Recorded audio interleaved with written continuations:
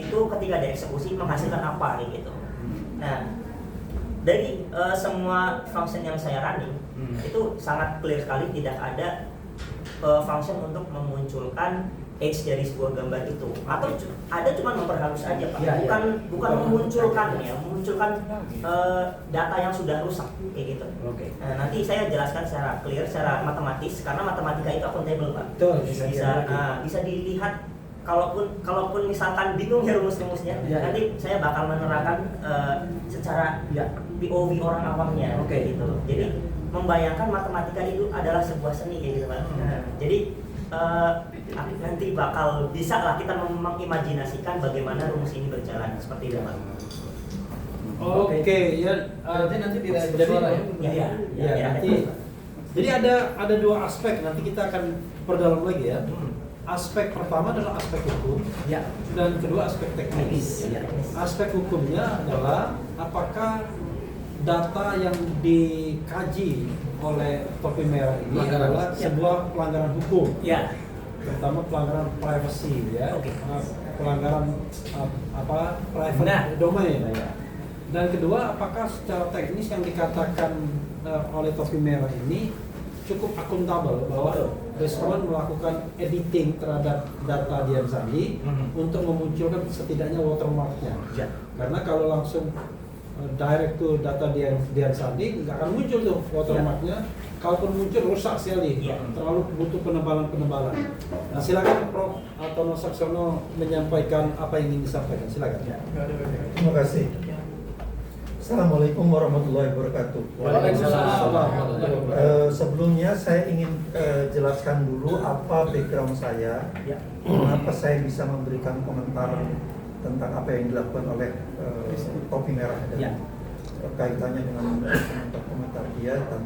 Mungkin Prof. Tono agak berganti biar enak digambar. Gimana? Tukar guling dengan Nah, biar gulingnya mana Pak? Iya. Supaya saya khalayak bisa tahu apa background saya gitu ya. Saya dari teknik geodesi sebetulnya. Tapi di teknik geodesi itu ada konsentrasi yang mengarah kepada fotogrametri dan remote sensing. Nah, saya kemudian dari UGM juga saya. Nah, tapi kemudian saya mengambil S2 di Ohio State University di Amerika Serikat. Nah, di sana sebetulnya saya mempelajari bidang fotogrametri yang banyak kaitannya dengan close range namanya. Close range itu artinya jarak dekat gitu dengan kamera biasa lah gitu ya. Kamera saya, dan itulah cikal bakal daripada computer vision.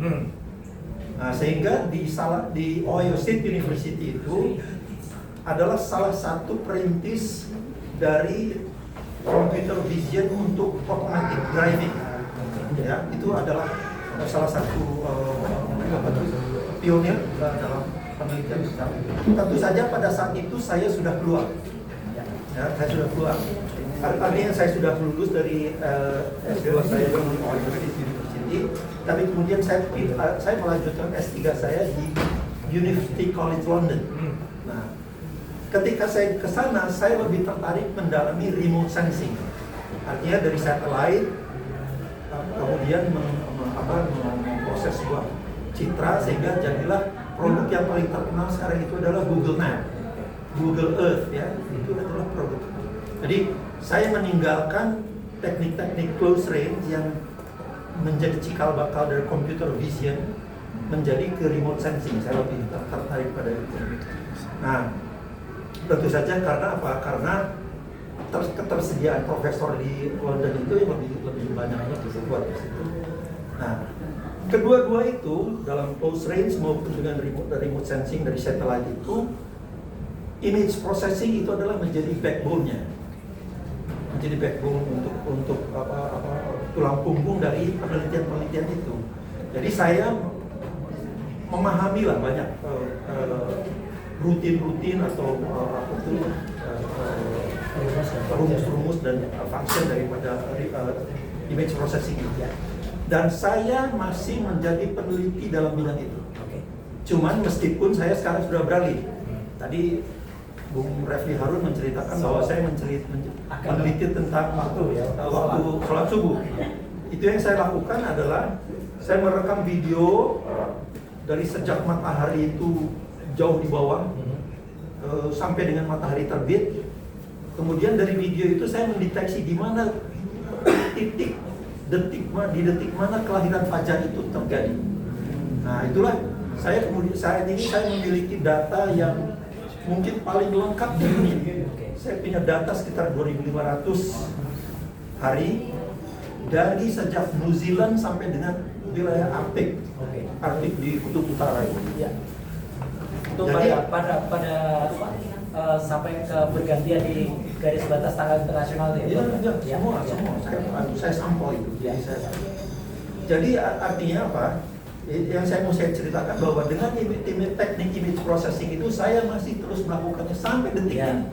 Sampai detik ini. Tadi pagi pun saya masih mengambil data Taiwan tadi pagi jam 3 malam, jam 3 pagi. Nah, saya kemudian melihat apa yang dilakukan oleh Bang Topi Merah ini adalah suatu hal yang sangat luar biasa. Dia anak muda yang harus kita pelihara. Karena inilah orang-orang yang akan sangat berguna untuk pembangunan bangsanya kan gitu. Jadi kalau misalnya dia melakukan hal-hal yang bertentangan dengan selera orang lain, ya jangan dikriminalisasi. Tidak boleh dikriminalisasi. Dia ini adalah aset bangsa menurut saya. Jadi harus dipelihara. Coba bayangkan dari sekian juta yang menonton rakyat merdeka, rakyat bersuara itu kan tidak ada yang kecuali anak muda ini kan gitu. Jadi banyak tapi nggak banyak yang berani, bro. Gitu. Tidak. Ya pertama juga mungkin kemampuan skill teknisnya juga mungkin tidak memadai ya. Dan keduanya juga tidak punya keberanian. Anak ini betul-betul berani melakukan itu dan punya skill teknis yang sangat luar biasa. Jadi itu menurut saya yang pesan saya bahwa kita kalau ingin maju ya harus karena tadi penelitian tentang misalnya automatic driving itu adalah computer vision itu adalah itu cikal bakalnya dikembangkan oleh orang-orang yang punya keahlian seperti dia ini. Jadi itu berkembang dan kemudian menjadi sekarang ini sudah banyak kan mobil-mobil di Eropa itu yang tanpa ada supir udah bisa jalan sendiri kan gitu. Itu karena ada ADAS-nya, bro. Sekarang ada automatic radar. Iya, jadi itu memang visionnya itu adalah cikal bakalnya apa yang dikembangkan oleh orang-orang seperti punya keahlian seperti dia ini. Jadi itu pesan saya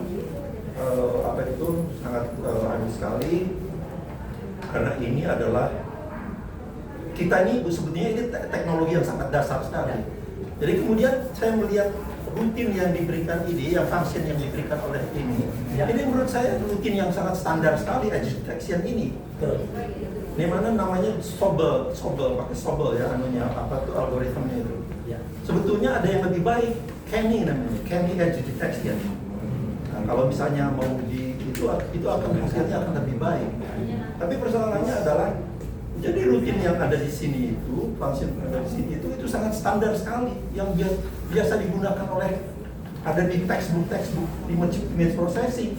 Jadi sangat lumrah sekali kalau dia kemudian bisa mengkajinya dengan sangat dengan sangat jitu gitu. Jadi ini bukan yang sangat bukan algoritma yang diciptakan oleh orang semua, bukan. Ini rutin yang sangat biasa sekali dalam text image processing. Teks ya, bukan hasil penelitian ini. Namanya Sobel tentu saja yang menemukannya kan itu. Tapi ada puluhan lah sebetulnya edge detection teknik edge detection. Di antaranya Kenny edge detection itu malah lebih baik sebetulnya. Jadi itu komentar saya, biarkan anak muda ini berkembang dan kalau bisa menularkan ilmunya itu pada kawan-kawannya, pada adik-adiknya untuk supaya menjadi ahli-ahli computer vision yang terus berkembang dan memajukan bangsa ini. Itu saja saya kira. Izin Mas Argo.